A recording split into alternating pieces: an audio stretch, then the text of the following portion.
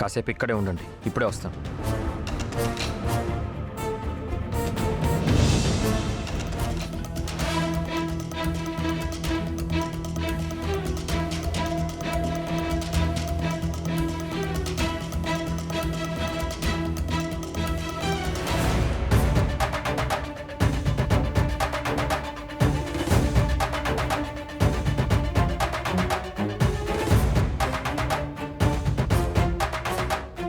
ఏంట్రా బాబుని బ్యాగ్ని తీసుకుని వచ్చావు?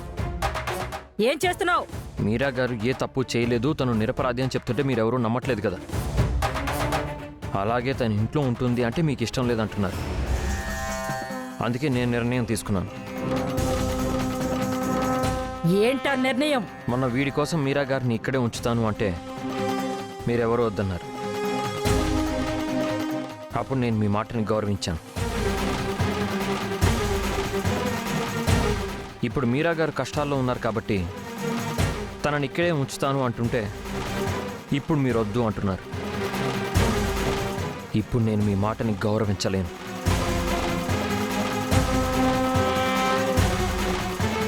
నా బాబుకి మీరా గారు అవసరం ఉంది.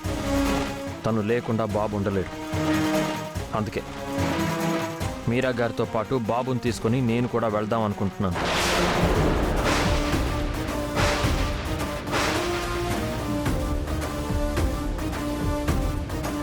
రేయ్, నీకేమైనా పిచ్చి పట్టిందా? తను ఎవరన్నా తన కోసం బయటికి వెళ్తానంటున్నావు? తన కోసం కాదు నాన్న, బాబు కోసం వెళ్తానంటున్నాను. మీరా గారు నా బాబుని కన్న తల్లిలా చూసుకుంటున్నారు. నా అహల్య తిరిగి వచ్చే వరకు నేను బాబు మీరా గారితోనే ఉంటాం.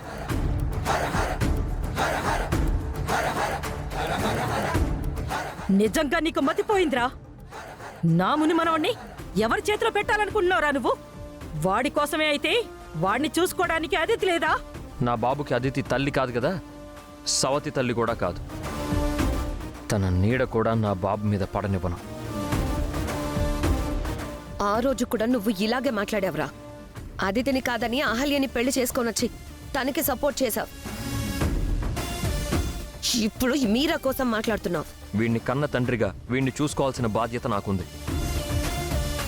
వీడు ఎవరి దగ్గర సంతోషంగా ఉంటాడో, ఎవరి దగ్గర వీడికి సమస్య ఉండదో వాళ్ళ దగ్గర వీడు నేను ఉంటాం. తను నేరస్తురాలు బామ్మర్ది. అలాంటి దాంతో ఉంటే నువ్వు కూడా జైలుకి వెళ్తావు. తను నేరస్తురాలు కాదు, నిరపరాధి. చెప్తుంటే మీకు అర్థం కావట్లేదా? సార్ ప్లీజ్ సార్, దయచేసి నా కోసం మీరు గొడవ పడకండి. నేను వెళ్ళిపోతాను ప్లీజ్ సార్. మిమ్మల్ని ఒంటరిగా పంపించలేను మీరా గారు. మీతో పాటు నేను వస్తాను. నా బాబు బాధ్యత మీది, మీ బాధ్యత నాది. నాకు బాబు కావాలి, బాబుకి మీరు కావాలి. అది కాదు సార్. మీరు ఇంకేం మాట్లాడకండి. వెళ్తే ముగ్గురం వెళ్ళిపోదాం, ఉంటే ముగ్గురం ఇక్కడే ఉందాం.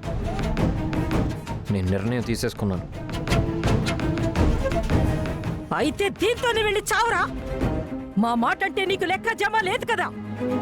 వెళ్ళండి, వెళ్ళి ఏ గంగలోనూ దూకి చావండి.